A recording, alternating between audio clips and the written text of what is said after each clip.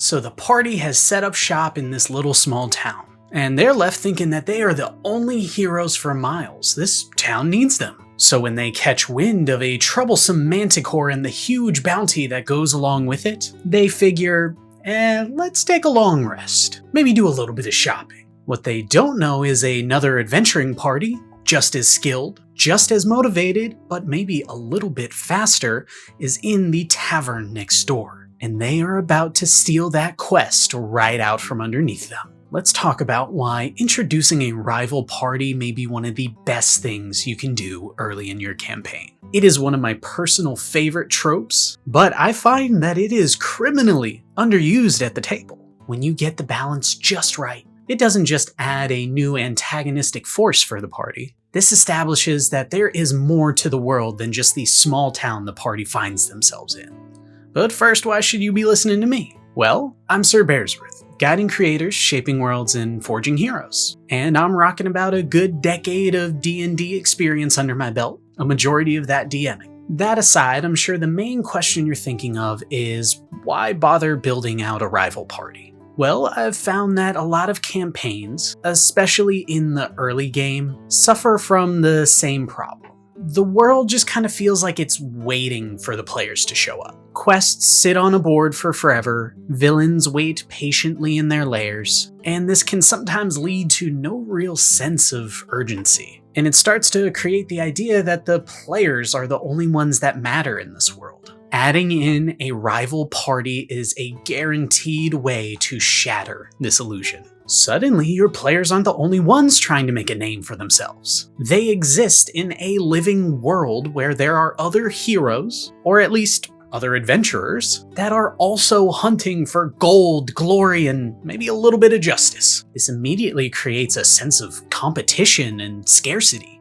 Turns out there isn't an infinite supply of dragon hordes and grateful nobles. If the players want to have a shopping excursion 2 weeks in a row, more power to them. But that may mean someone else gets to that quest first. In my games, I usually use this more as a narrative tool to help push the party forward. It can snap players out of decision paralysis, force them to actually prioritize quests, and make them think twice before taking their 5th short rest in a row.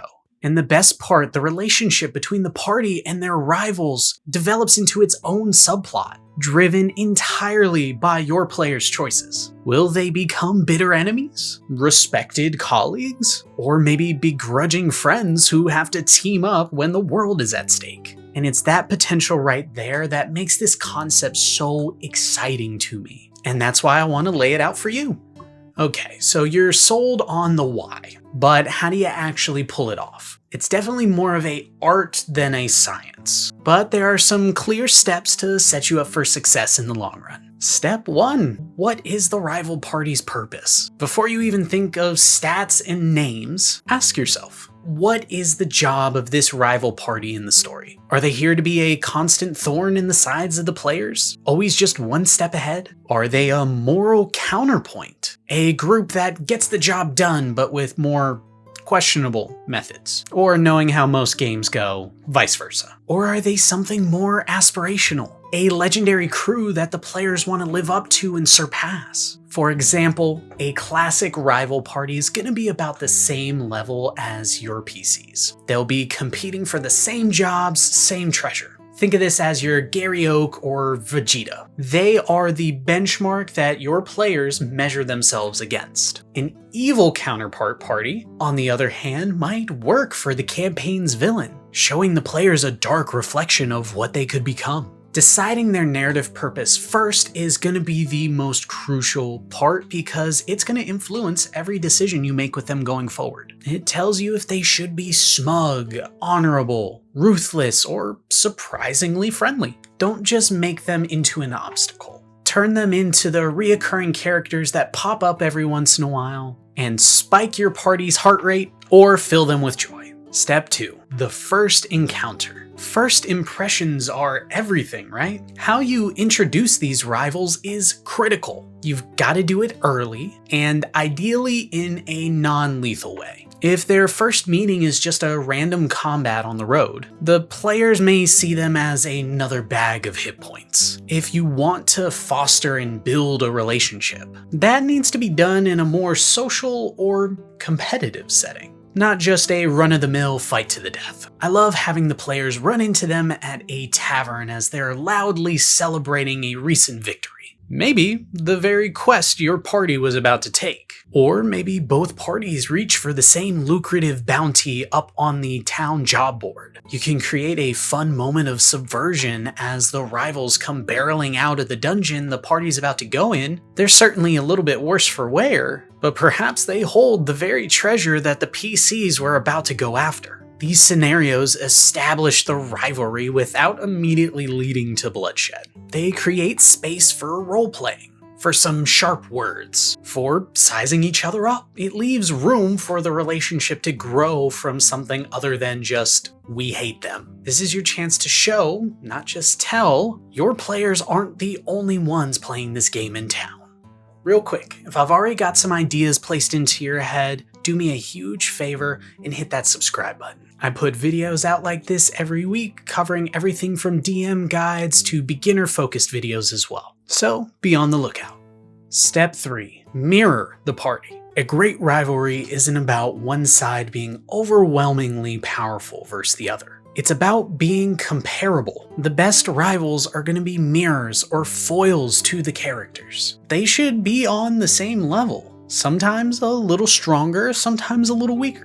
So the competition always feels like it's just within reach. Think about creating direct counterparts. If your party has a stoic, honorable paladin, maybe the rival party's leader is a charismatic but totally ruthless warlock. If the PCs have a careful, bookish wizard, their rival should be a impulsive and naturally gifted sorcerer. This creates personal connections and individual beefs within the greater group dynamic. It gives everyone a specific NPC to either love or hate. Trust me when I tell you this one-to-one connection massively increases player investment. It's no longer just our party versus their party. Now it's my cleric versus their life domain cleric who thinks that their god is way better than mine. Suddenly, it's personal. And when it's personal, it's memorable. Step 4. Escalation. The rivalry shouldn't be just a one-and-done event. It should be a recurring arc that grows and escalates. You want to build this tension gradually. The first time,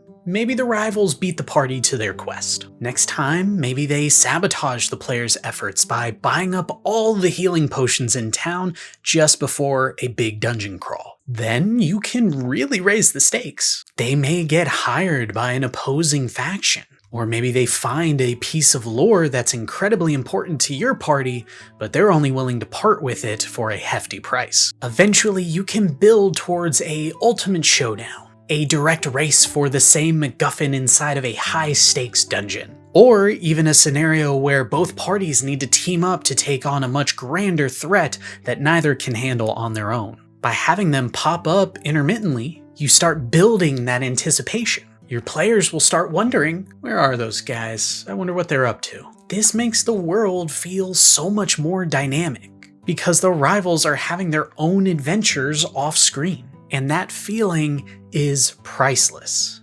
I also want to go over some nuances, something that's really going to make your rival parties stick. This is how you can elevate them from just a fun gimmick to a core part of the campaign's identity. First, remember, rivals are not villains. An evil party wants the heroes to fail because they are objectively against everything that the heroes stand for. A rival party wants the heroes to fail so they can succeed instead. It's a subtle but very crucial difference. A truly great rival party isn't just evil. They're just competitors. They might even be genuinely good people. This moral gray area leads to far more interesting choices for your party to make than they would if it was just black and white, good and evil. Second, give them a life outside of the players. The rivals shouldn't just magically appear every time it's convenient to mess with the party. They need their own goals, their own patrons, their own off-screen adventures. Maybe the players hear rumors of their rivals' exploits in a distant city,